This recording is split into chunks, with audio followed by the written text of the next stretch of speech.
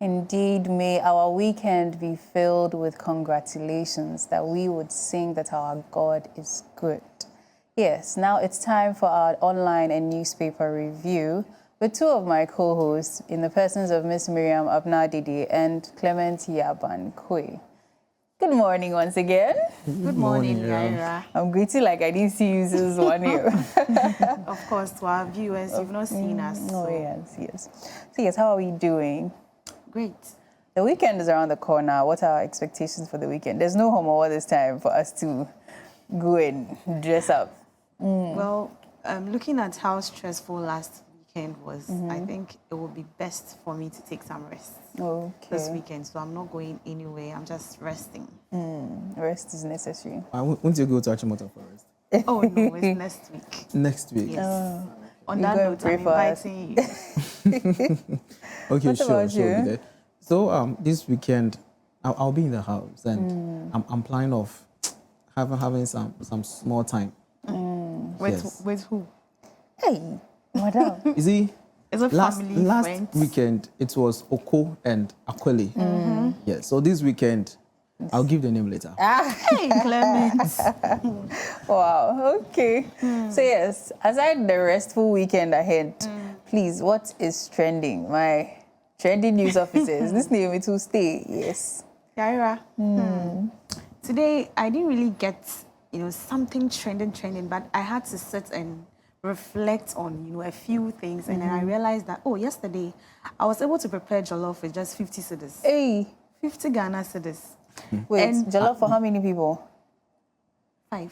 5. Oh, wow. Then that's Yes. Yeah. impressive. Yeah. Previously, it wasn't like that. So previously it was. 50 cedis was just for 1 or 2 people, but now 50 cedis I can prepare Why? jollof. Why? for- What's I changed? think it had to do with, the inflation, CD depreciation and other things. That's Wait. So wait, Yara, no, I'm so much People interested. should not come for me, please. No, I want to know.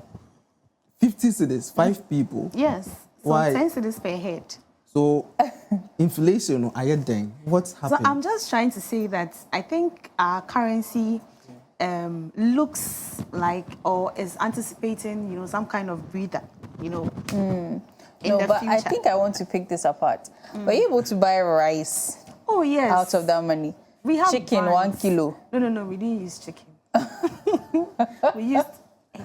Eggs. Oh, okay. That makes sense. So you We have fried- rice already. Yeah. You have egg. No, You had almost everything. I bought 2 cups of rice. We have brands for the rice. So it could So be you bought- Jimmy, it could be perfumed, it could be Italian, any form of rice, Basmati. any rice. is I rice. Because- see. Okay, I think where she stays is a factor. Yes. Yes, where she stays. Because as of this morning, $1 is equal to 15 Ghana, 63 pesos. So I wonder how you can see see what You're not to catching the cook vision. jollof. I have okay. seen what is ahead. I'm talking about it. You're not catching. Sorry, prophetess. Well, I mean, that is, as much as it is funny, it will give some people some hope that they can use that amount of money to feed themselves. Because if I cook jollof for 5 people and it's just me eating it, that's about 5 servings. Yeah. And based on my schedule and things, I probably would be eating once a day. That's 5 days worth of food. But I read the 5 people, you didn't ask their age range.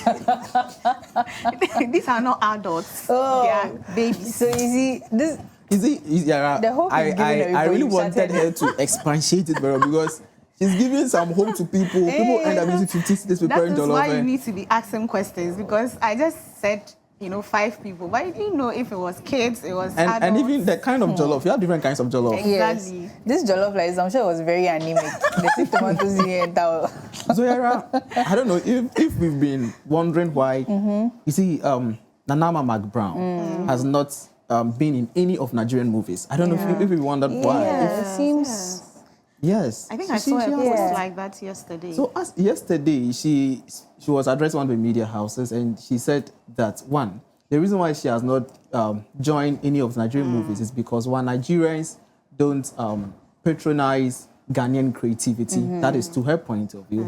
Another point of view is that you see there's this BB Niger, Yeah. and according to her, she was watching it one day, and they were having a party. Yeah. So the DJ played the song of Sarkodie, but not even for a second. They quickly changed it to a Nigerian song. Oh. So she realized that Nigerians don't patronize the Ghanaian industry in terms of creativity. That is the reason why she has not joined. Oh, okay. any And of the I'm Nigerian very movies. happy that at least finally someone has voiced this out, because look at the support we give to Nigerian, artists and their music, to the extent that we organize programs like Ghana Meets Nigeria here in Ghana.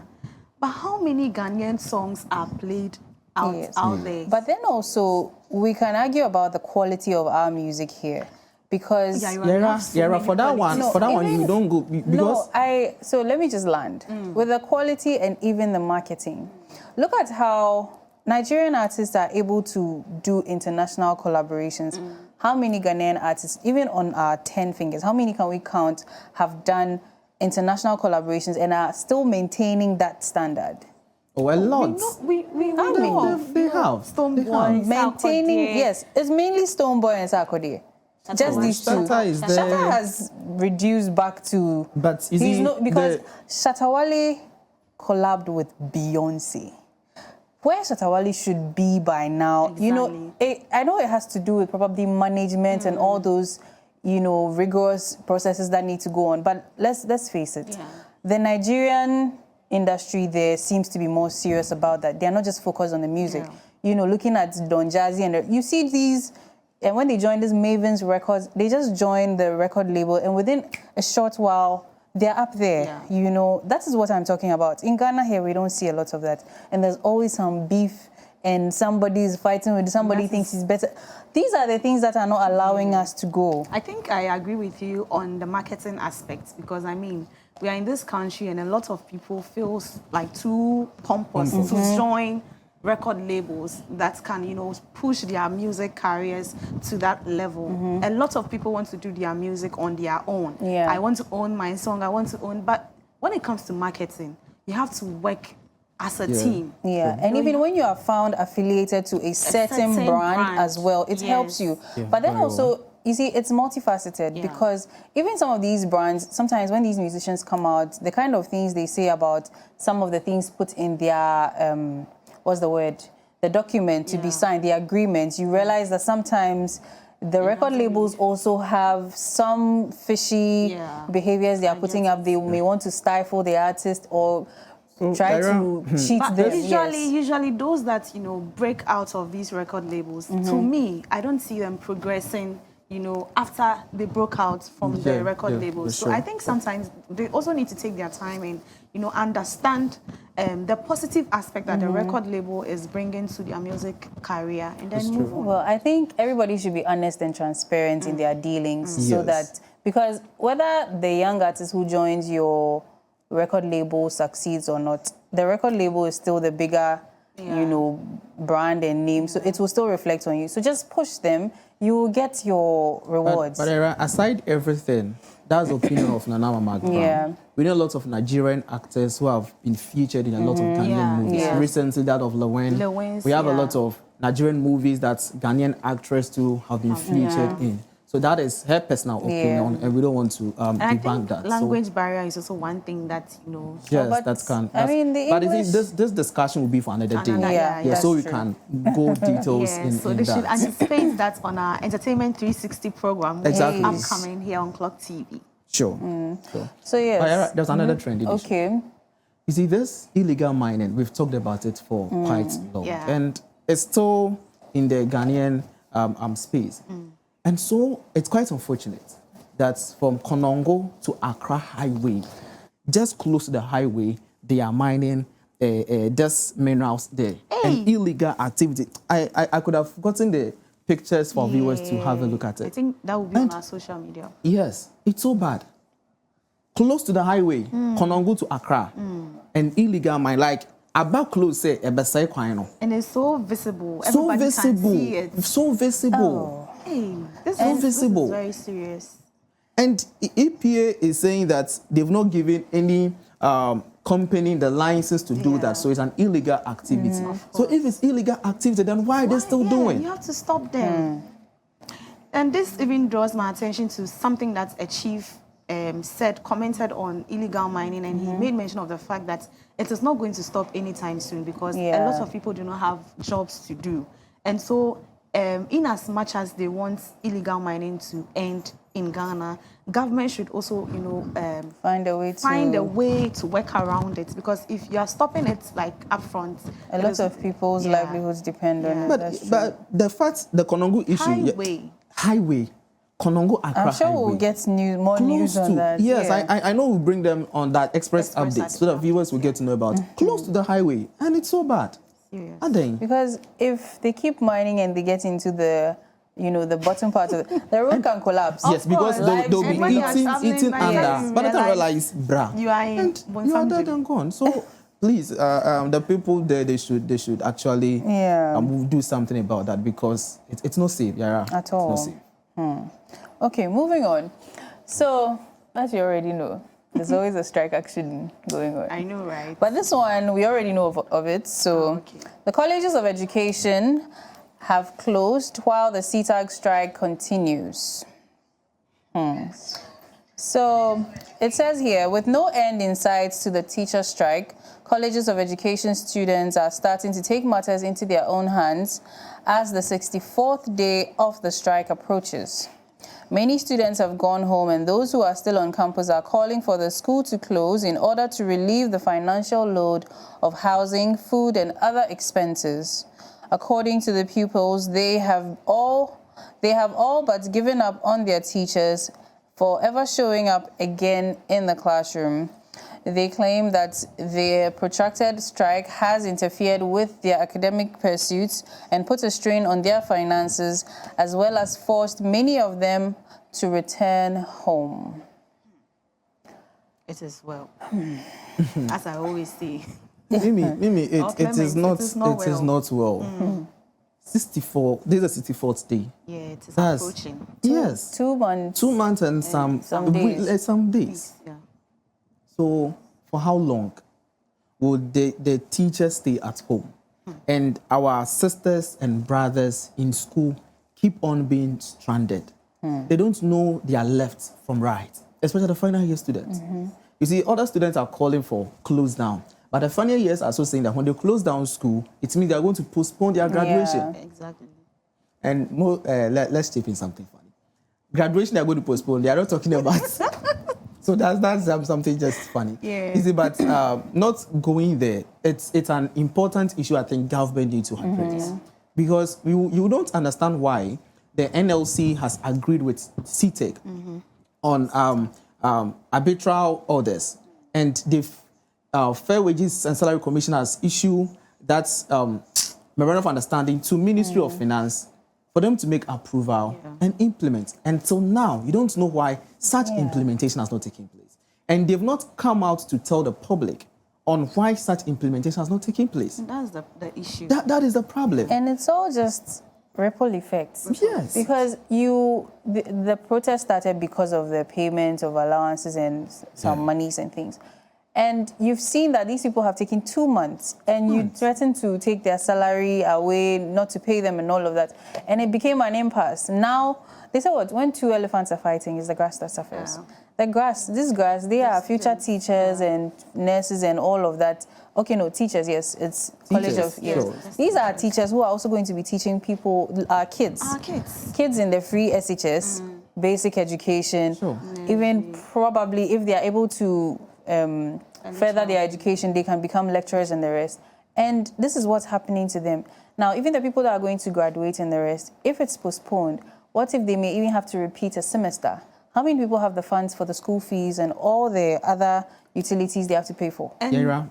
I also Okay. want to add up that looking at all these effects, one key thing that Yara, you mentioned is the fact that the quality of education is going to drop. Yes, Like, drastically. just ask yourself, how ready are these people, the grad ones we are talking about, how ready are they to teach our children?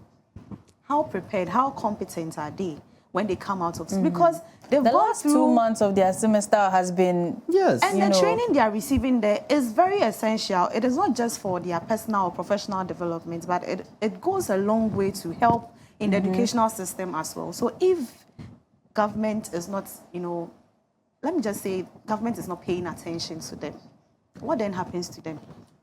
You see, way back GHS, there was this argumentative essay we used to write. Yes. A teacher and a doctor, a farm, who is more important? And we would write argumentative essay to a teacher and a doctor. A teacher and a doctor, who is more important? And you see, people would argue to tell you that a teacher teaches a doctor, and someone would say that a doctor is one who takes care of a teacher when he falls sick. But at the end of the day, in my own point of view, a teacher is the one who teaches a doctor. Yes. So if these people who are in school now, they don't know their left from right, they are not getting the right knowledge they need. Yeah. And if they end up coming out to be a teachers of our various institutions, look at the kind of impact you've had on them. They don't give out the best. Why? Because they didn't get the best. Even those that went through, thorough training and other things where they are not seeing top. Then the ones who's... You see, we are in this country and we've seen how government has prioritized high, profile projects and other things. I don't want to mention any projects, but we know the kind of projects that this government and the past governments have, made, put all their resources to make sure that it is. I think they at should... the expense of education. Yeah. Yes. Anytime it comes to education, less is being said, less is being done. I don't know. You see, growing up, I love teaching. I really love teaching. You look like a teacher. I look like a teacher, yeah. So I really love teaching. Business news and yeah. Mayara, do you know something? The whole issue is, when it comes to teaching aspects, teachers' livelihood in Ghana, it's something that needs to be talked about. It was then the president, former president, His Excellency John Evans Fifi Atamos, who came to power to restructure teachers' living for a while, because he was a teacher, of course, before he became a president. So he understood how teaching works and how things goes. But since then, and I'm looking at the impact where people will not get the interest to go to college of education again.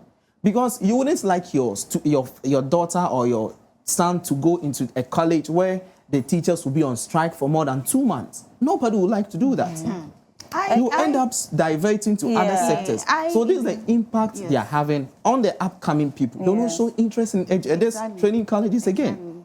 I think our leaders should not just look at the short-term effects. They should look at the long-term effects, because it's going to have an effect on even the younger generations to come, as you're saying. And even now, if they are to be dispatched or deployed to the various schools and the rest, you think they would even be motivated, whatever love, because as you said, you love teaching. Someone like you goes into a college of education and experiences all of this, that passion will die. Of course. And I wanted to share my personal experience. I happen to be a teaching assistant at the university for my national service. And even with lecturers, you could see the struggle. You could see how they were struggling, even as lecturers. So these issues, when it comes to teaching, education, and other things, I think government has to do something about it. Yeah. Well, we hope for some headway to be made very soon, because the effects are going to be very, very bad. So the next story says, Accra Technical University CEO's Lecture Series. Let's teach students technical skills and home sense, Dr. AGYENIM. The country needs to reform its education to enable students to acquire technical and soft skills and virtues such as discipline, as the director of the Institute of Industrial Research of the Center for Scientific and Industrial Research, Dr. Francis Boateng AGYENIM, has advocated. Speaking at the second CEO's lecture series of the Accra Technical University, Dr. AGYENIM said such a move would help to boost the country's development and industrialization agenda, as well as give the youth a strong foundation to become entrepreneurs to propel economic growth. We are producing students that are half-baked, no technical skills, no soft skills, such as how to make presentations or even to speak, he said.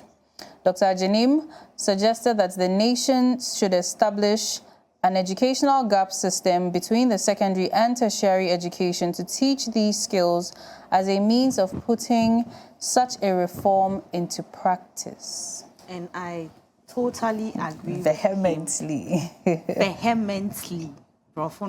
I agree with him 100% because it is so obvious. We can all see the mismatch from, of graduate students, and then when they get into the field, they are not able to work because the I don't know how to put it, the theoretical aspect is too much. They don't have the practical know-how, and so when they get to the field, it becomes a challenge for them. We know so many people who graduated with first class, high valued, academic, whatever. I was just even about to say that there's a notion that these first class students don't know anything but the book. So even sometimes some employers don't like to employ people with first classes. Yes. But these people have just strived or striven. You see, that is the point. That is the point. Great. When you come to my university, University of Cape Coast, that you and poor, Yaira. Oh. So, you see, let me say something small about this. The focus is about technical universities, right? And that's the opinion of Doctor. I'm also of the view that some technical universities are really doing well. When it comes to practical aspects, they are really doing very well. Okay. This is my basis, and this is my base of argument. Personally, my junior brother is in Technical University, offering heavy duty. And they are doing a lot of practical work, a lot of attachments. And as we speak, he can do certain things on some cars on his own when he comes to the house. So some of them are doing very well. But I think the call is in the right direction so that other people too would also emulate what they do. It shouldn't be like, as you said, the person is so good in the knowledge, he can rattle well in English, he can express himself very well. But when it comes to practicality, he has nothing to say. He has nothing to do. That is so bad. That is so bad. So I think the technical universities need to look at that aspect of their educational move. I took time to look at the educational structure of technical universities. And I got to know that their main thing is for practical studies, practical training. That is the main thing technical universities are supposed to do.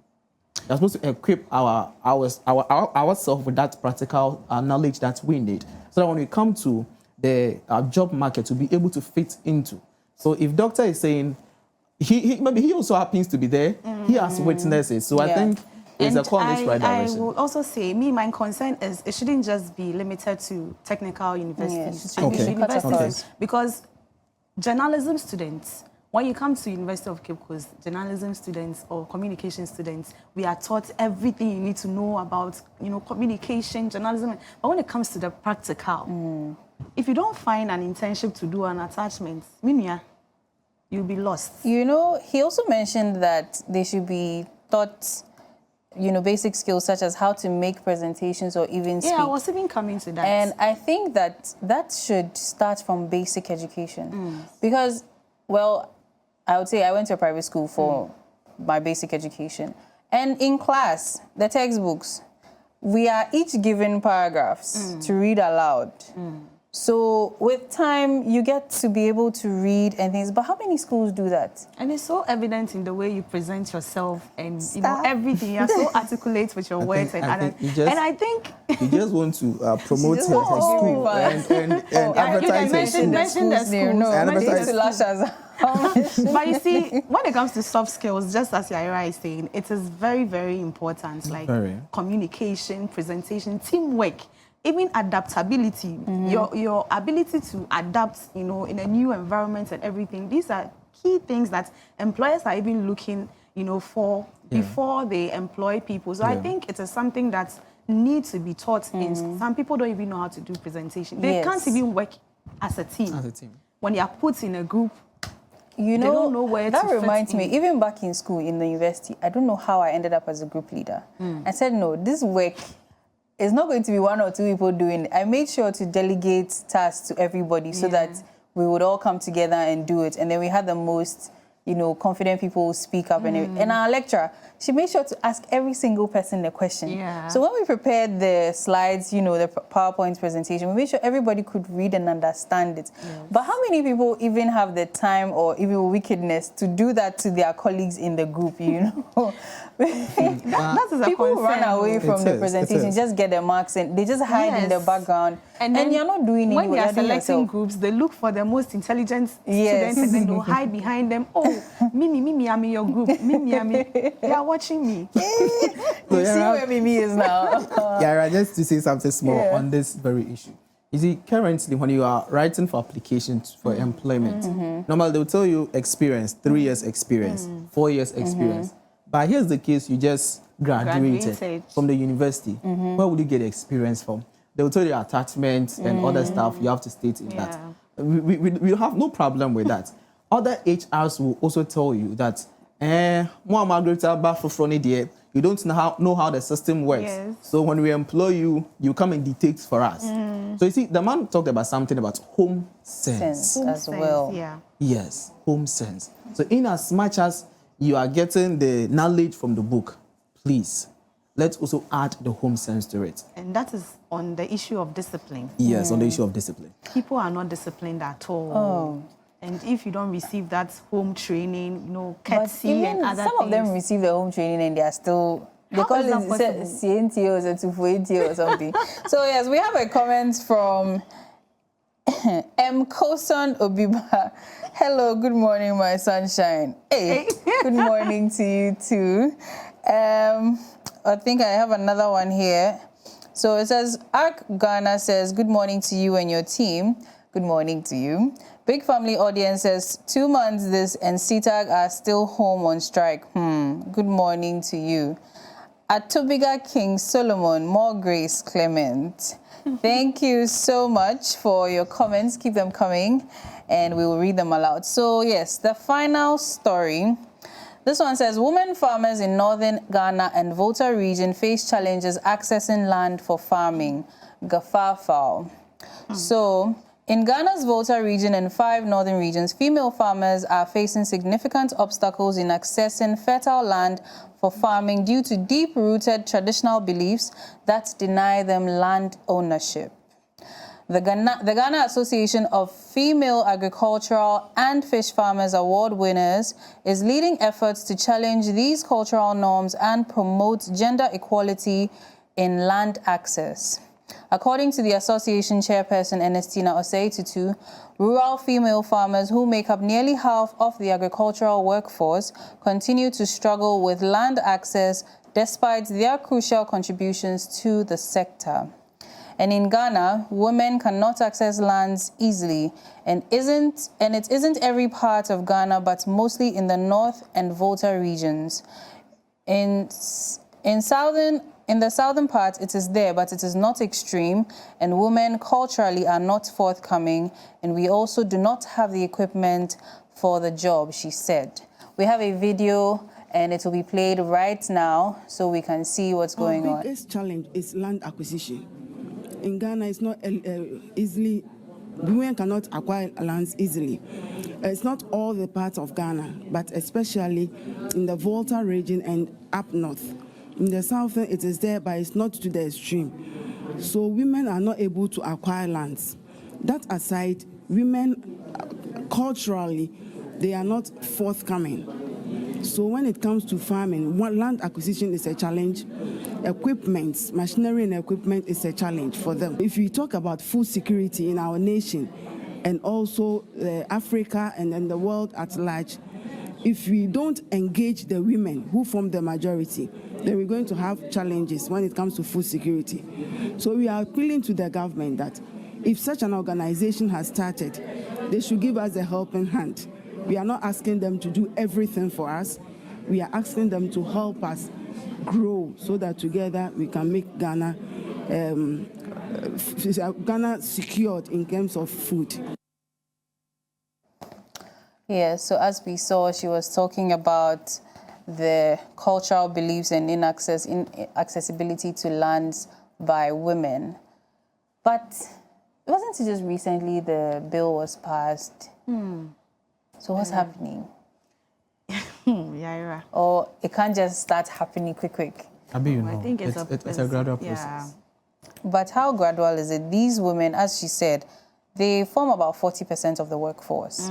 So looking at this major key, because 40% is quite, it's almost half the workforce. Yes. And looking at this, still people want to stifle the women.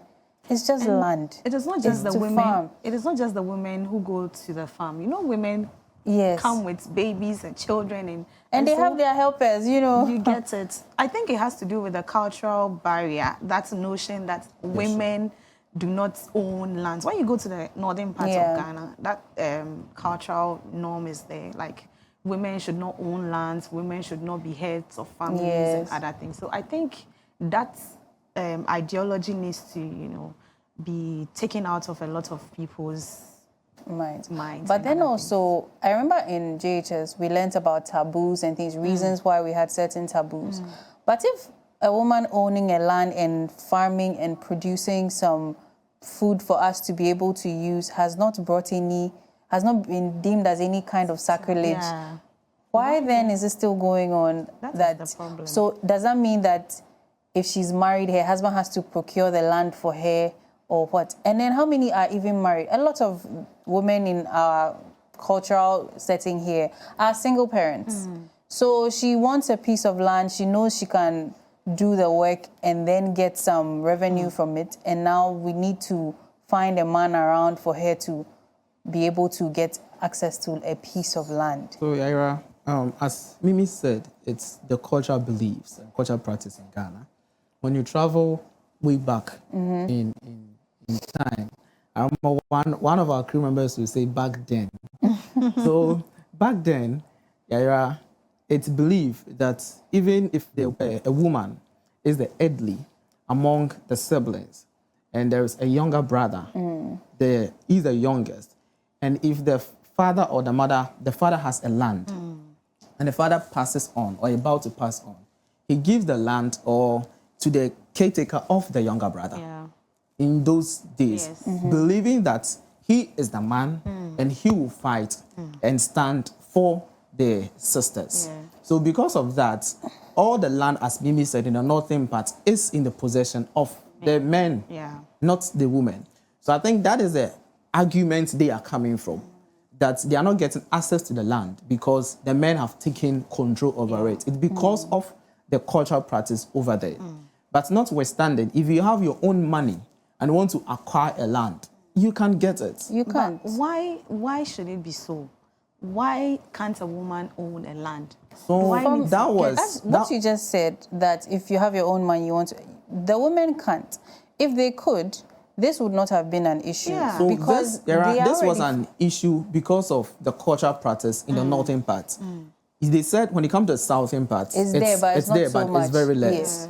So looking at what Mimi said, is a belief in the northern part. But coming down, you could see that things are changing. Where a woman, you can buy a land for yourself. Or better still, you sit down with your siblings that, oh, I need a piece of land to farm. And they'll give it to you to farm. Because from where I come from, I know a lot of women who own a cocoa farm, acres of cocoa farm. And at the end of the harvesting season, they can harvest more than 50 bags of cocoa as a woman. And I can even use my own auntie who was having a cocoa farm. Wow. And she was doing marvelously well. And yes, I know some of the cocoa money. That's not, what business? So that's so the issue being that it was cultural belief from that part of our country, but not in the whole Ghana setting. So as you said, that they should allow them. Is it this woman, Nana Adwoa Amponsa? She's one prominent person when it comes to this agricultural farming. And she has invested a lot. And she is a woman who's also supporting women in farming. You get it? So I think some of the women are doing very well. But as Sarah said, they should just allow them. Yeah, Please because the kindly ones allow in the them. northern and VOLTA regions, as it's been said, these women are farmers. They probably have the money, but they are not farming on their own pieces of land. And I mean, here in Ghana, to acquire a piece of land, you need to go and see the traditional council and things. So she may have all the money in this world, but if these chiefs or customary leaders don't give you the land, you can't have access to it. So I think I want to say something. There is this story in the Bible where 5 daughters of a certain man, you have to read it, it's around Exodus Day. All I want to say is they stood up for themselves. There was this perception, this same perception that women do not own properties and other things. And so they stood up, went to the king, and then they gave reasons why they as women need to possess these properties. And the king understood them, and finally the properties were handed over to them. So I think the women can also, come together as a group, go to the chiefs, elderly people in the community or the village, and then talk to them. Maybe they will understand. They send the memory verse as their reference. Of course, Yes. and do fasting. During that program, the Deputy Minister for Agriculture, who's in terms of crops, and he was there, and he said something. He told them that if any woman among them acquire a land and register it, they should just come to the Agriculture Ministry, and they will make sure that they will fund the project, because they are doing the phase 2 of the planting for food and jobs. So they are going to take full responsibility of that. So that is also another cushion that they've given to women in the agriculture sector. So I think it's a good step. They should. Yeah, they should really take this up, especially because our bill for the affirmative action is in. Please don't stifle our women. Hey. So we have a few comments. I'm not even sure whether to read this comment, but freedom of speech. I'm sure we don't agree, but Big Family Audience says the government should not bend to their demands because it is primitive to always use the same unorthodox means to deprive innocent students of their studies. This is for the Cetag strike thing. Yeah. I'm not sure I agree with you, but well noted. Do you agree? Rose Entertainment says, good morning, Clock TV. I am Charles watching from Dubai. Good morning to you all the way in Dubai. And then he says, you are all looking spiced up today. Thank you. Keep on. So yes, this brings us to the end of the online news review. Thank you so much for joining us. When was the last time you heard this phrase, courtesy for boys and girls? That was probably during like primary school, right? But that book is very influential in our lives, even to adulthood. Join Mimi and her guests. They are going to be discussing interpersonal relationships and how to manage them, set boundaries, respect people, show people that you are from a good home. You have home sense. Right after this break is the lifestyle segment with Miriam Abnadidi.